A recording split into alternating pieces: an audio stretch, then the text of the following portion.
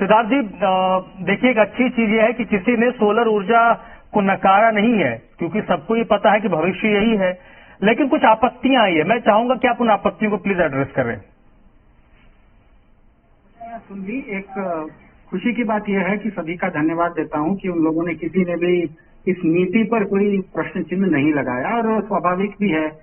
भाजपा नीति में थोड़ी कमजोर है, राजनीति में भले अव्वल हो, कोई दिक्कत नहीं है, लेकिन अच्छी नीति पर उन्होंने अगर समर्थन किया है तो उनका साधुवाद है। इसमें एक चीज जो हमारे भाजपा के मित्र हैं, राजनीतिक विश्लेषक भी इस कार्यक्रम में है और वरिष्ठ पत्रकार भी हैं, एक चीज जो अंतर यहाँ पर लोगों को जानकारी के लिए दे दें कि इस देश में ऋण जहां तक है, लोन बैंक दे देती है लोगों को, सरकारें सब्सिडी दे देती हैं, लेकिन इंसेंटिव, प्रोत्साहन पहली बार दिया गया है। भाजपा के लिए, भाजपा को कभी कुछ थोड़ा टेक्निकली चीजें समझने में दिक्कत होती है, इसलिए मैं गंवार भाषा में बता देता हूँ, थोड़ा गंवार हूँ मैं। मान लीजिए मुझे किसी ने हाथी दे दिया, तो मेरी समस्या यही कि उस हाथी को रोज चारा कहाँ से लाऊं। मान लीजिए मुझे चारा दिया, तो मुझे समस्या आएगी कि हाथी को पालूं कैसे। भले चारे दिया हो, भले किसी ने चारा दे दिया हो, भले किसी ने हाथी दे दिया हो, लेकिन वो हाथी का देश भी तो एक बहुत बड़ी लायबिलिटी है। अगर मैंने उस हाथी को कर्तव्य करना सिखा दिया और उस हाथी से लोग कमाना शुरू करें, तो दिक्कत क्या है?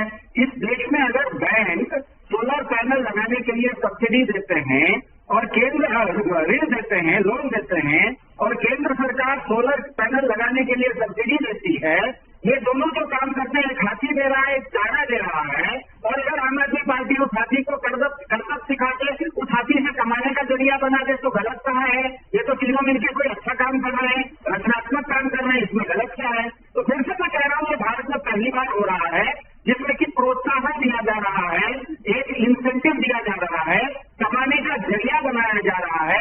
इसी को मैं पहले भी, इस चीज को मैंने कहा था कि आज तक एक औसत व्यक्ति ये मान के चल रहा था कि बिजली के मामले में वो केवल एक उपभोक्ता है, वो उत्पादक कभी नहीं हो सकता। बिजली उत्पादन तो कोई बड़ी कंपनियां करती है, कहीं दूसरे जगह केंद्रित व्यवस्था होती है। पहली बार विकेंद्रीकरण में ये लोगों को समझ में आने लगेगा कि वो केवल उपभोक्ता नहीं है, वो बिजली के उत्पादक भी बन सकते हैं और बिजली से वो कमा भी सकते हैं। दूसरी बात, भाजपा के प्रवक्ता ने कहा, तो भाजपा के प्रवक्ता को तो मैं ज्यादा नहीं कहूंगा, उन्होंने कहा कि आम आदमी पार्टी का क्या उसने काम किया है। तो दिल्ली में मेरे ख्याल से बहुत लोगों ने आजकल टेलीविजन पर भी, बहुत सारे चैनलों ने लोगों से भी जाके पूछ लिया है। दिल्ली की प्रति व्यक्ति आय 4.5 लाख रुपए है, भारत की प्रति व्यक्ति आय 3.25 लाख रुपए है। तो दिल्ली में राम राज्य तो ऐसे भी है। महंगाई इधर दिल्ली में 3% है, भारत में 6% है, कुछ भाजपा शासित राज्यों में 7% है, दिल्ली में कम है, तो राम राज्य है ही। दिल्ली की औसत आयु 75 वर्ष है, बदल के राम राज्य में आप चले जाइए, नोएडा में तो 66 वर्ष है, 9 वर्ष बेहतर है, राम राज्य है ही। 700 बच्चे हर साल दिल्ली से IIT परीक्षाएं पास करके जाते हैं, और हरियाणा में स्कूलें बंद हो रही है, गुजरात में स्कूलें बंद हो रही है। तो मुझे इस बात की खुशी है कि नीति के विषय में जहां तक ये सौर नीति है, इस पर किसी ने कोई प्रश्न चिन्ह नहीं किया, इसलिए मैं हाथ जोड़ के सबका धन्यवाद भी दूंगा। और जो थोड़ा सा जो लोगों का प्रश्न था, वो वाजिब प्रश्न था। वो जो देखिए, नियत के बारे में किसी ने सवाल कर दिया, तो नियत पर तो कोई कुछ बोल नहीं सकता है। यहाँ पर जनता नियत को नहीं, क्षमता को देखती है। आप जब किसी बस में चढ़ते हैं तो ये नहीं देखते कि वो बस ड्राइवर की नीयत कैसी है, ये देखते हैं कि बस ड्राइवर मुझे गंतव्य तक ठीक से पहुंचाएगा कि नहीं पहुंचाएगा। तो सरकारों का काम होता है लोगों को सेवा प्रदान करना। नियत चाहिए तो हम घर में अच्छे दामाद को लाते हैं, जब घर में दामाद लाना होता है ना, तब हम नियत देखते हैं। घर में दामाद नहीं है। सौर ऊर्जा भविष्य की ऊर्जा है, इससे कोई डिनाई नहीं कर सकता। कौन किस स्थिति में, किस परिस्थिति में लेकर आ रहा है, उस पर आप मीन मिथ निकालते रहिए, लेकिन ये तय है कि सौर ऊर्जा भविष्य की ऊर्जा है। हम फॉसिल फ्यूल से स्विच कर रहे हैं, तो उसमें एक बड़ा सौर ऊर्जा है। और ये भी मत भूलिए कि अभी प्रधानमंत्री ने भी सप्ताह भर पहले ऐसी ही एक योजना का ऐलान भी किया है। तो सिद्धार्थ शर्मा, भारतीय जनता पार्टी की तरफ से आलोचना आ रही है, और देखिए वो आएगी ही, स्वाभाविक सी बात है, विपक्ष है तो विपक्ष अपना काम करेगा। क्या आप उनके उन आरोपों को कंसीडर करेंगे? क्योंकि कई बार वो बातें ऐसे कहते हैं कि उस पर अगर सत्ता कुछ गौर करें, क्योंकि सौर ऊर्जा का को मुख्य तरीके से विरोध भी वो नहीं कर रहे हैं, उसके कुछ क्रियान्वयन को लेकर उनके तरफ से क्वेश्चन है कि भाई फ्री बिजली आप उसके लिए क्यों दे रहे हैं, इंसेंटिव की बातें क्यों कर रहे हैं, इस पर आपत्ति है? जी धन्यवाद जी। यहाँ पर एक बात बिल्कुल स्पष्ट कर देते हैं। दो चीज मैं आपको दिखाऊंगा। एक है अभी दिसंबर का ये कहानी है। दिसंबर में भारत के पावर मिनिस्ट्री ने ये कह दिया, विदेशों में जाके कॉप का समिट हुआ था, दुनिया भर के ऊर्जा को लेकर जो समिट हुआ था, उसमें ये कह दिया कि कोयले से भारत परहेज नहीं कर सकता। कोयला को हम कोयला का जो उपयोग करते हैं उसको हम कम नहीं कर सकते, और कम इसीलिए नहीं कर सकते क्योंकि हम एक विकासशील देश हैं। दूसरी इसी के साथ साथ इसका एक विरोधाभास बताते हैं। पहले तो मैंने बताया था, माफ कीजिएगा, पहले ये था कि भारत के ऊर्जा मंत्रालय ने यह कह दिया कि हम कोयले का इस्तेमाल कम नहीं कर सकते। और दूसरा इसका एक विशेष बात बताता हूँ कि भारत के माननीय प्रधानमंत्री जी ने ये बोल दिया था कि 2030 तक भारत 1 बिलियन टन कार्बन का उत्सर्जन कम करेगा। ये दुनिया के सामने भारत ने वादा कर दिया है। तो अगर भारत ने ये दुनिया के सामने वादा किया है कि हम अपना कार्बन उत्सर्जन कम करेंगे, और साथ में दुनिया को ये भी कह रहा है कि विकासशील देश होने के नाते हम कोयले पर से हमारी जो डिपेंडेंसी है, कोयला का जो उपयोग है, हम कम नहीं कर सकते, तो इसका मतलब बिल्कुल स्पष्ट है कि हमें वैकल्पिक ऊर्जा का हाथ दामन उसका थामना ही पड़ेगा। ये बिल्कुल स्पष्ट है। इन दो चीजों से बिल्कुल स्पष्ट हो जाती है। इसका मतलब क्या है कि वैकल्पिक ऊर्जा क्या है? आजकल एक चर्चा चल रही है सस्टेनेबल डेवलपमेंट की। सस्टेनेबल डेवलपमेंट कब होगा? सस्टेनेबल डेवलपमेंट तब होगा जब इस देश का नागरिक भी भारत का विकास देखिए सर, कोई सरकार या कोई राजनीतिक दल नहीं कर सकता। भारत का विकास तब होगा जब 140 लोग अपने अपने तरीके से, छोटे छोटे तरीके से, जैसे राम सेतु बना था तो एक गिलहरी में भी एक छोटा सा पत्थर क्या डालेगी बेचारी गिलहरी को, बालू का कण डाली। तो 140 करोड़ लोग अपने अपने तरीके से जब भारत के विकास के सेतु में अपना अपना योगदान देंगे तब वो राम सेतु बनेगा। तो इसी दिशा में ये अंतर है। देखिएगा, आम आदमी पार्टी का पहले से कहना है कि हम देखिए नाम में ही स्पष्ट हो जाता है कि हम आम आदमी पार्टी है। इसका मतलब है कि हम कोई भी नीति लाएंगे तो उससे आम आदमी ज्यादा सशक्त होगा। कॉमन मैन जो एक औसत व्यक्ति है उसके सशक्तिकरण की बात है।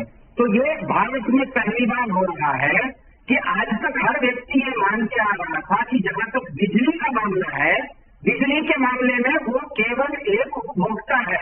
कभी भी एक व्यक्ति इस देश में बिजली का उत्पादक कभी नहीं रहा है।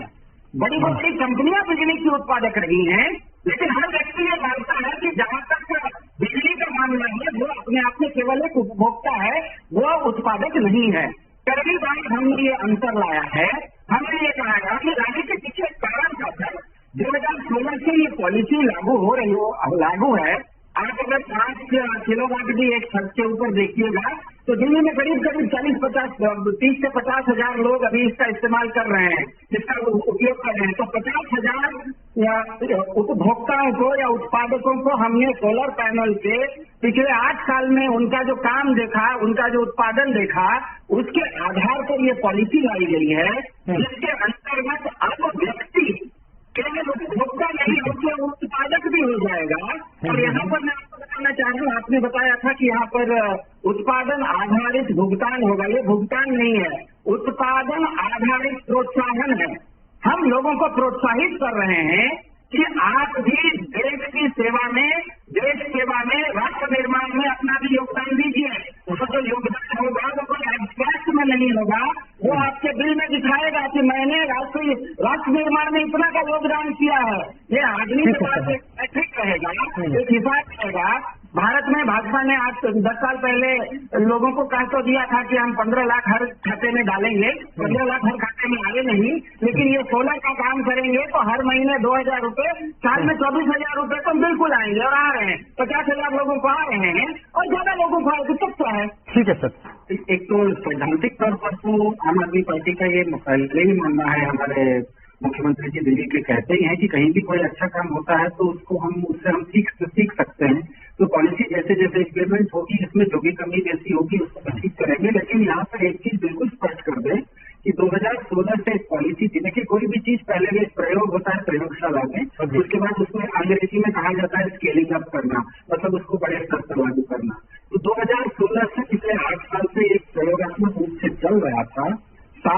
भागीदारों को मिला के जितने भी स्टेक होल्डर्स हैं उनके साथ बातचीत करके उनसे समझ के इसको अब स्केल अप किया जा रहा है। और स्केल अप करते समय भी आप कितने भी अच्छे रोड हों, लेकिन थोड़ा बहुत तो स्टीयरिंग को हिलाना ही पड़ेगा। वो हम हिला लेंगे, उतना भरोसा रखिए कि ये जो पॉलिसी है, पहले भी मैंने कहा कि इस देश में बैंक आपको टेलीफोन करके ऋण दे देते हैं। मोदी सरकार कहती है कि हम आपको सब्सिडी दे देते हैं। अगर दो लोगों को तो ये चीज दिया जा रहा है और अगर तीसरा बंदा आके कहे कि इससे हम आपको कमाई का जरिया शुरू करके देंगे, तो इसमें तो दो अच्छी चीजें हो रही है। उसमें आपको जींस पड़ेगा, फिटगिरी रंग चुनना हो तो दिक्कत क्या है। और जहां तक हाथी की बात है, हाथी तो सर घास फूस खाता है, तो पिस्ता बादाम खाता हुआ हाथी तो हमने देखा नहीं है। मुझसे पहले कुछ कह रहे थे कि हाथी पिस्ता बादाम मांगता होगा, पता नहीं कहाँ का हाथी पिस्ता बादाम खाता है। हम तो नहीं देखे हाथी को पिस्ता बादाम खाते हुए। और एक चीज यहाँ पर अंत में बता देता हूँ, बीजेपी को ये समझना चाहिए। बीजेपी क्या करती है सर, कल भी देखा हमने बिहार में, वो मानती है कि सब चीज सौदेबाजी से संभव है, लेकिन दिल्ली की जनता ने ईवी पॉलिसी के माध्यम से पूरे देश को एक जानकारी दी है कि वो बहुत ही प्रोग्रेसिव, बहुत ही प्रगतिशील है। दिसंबर में दिल्ली के लोगों ने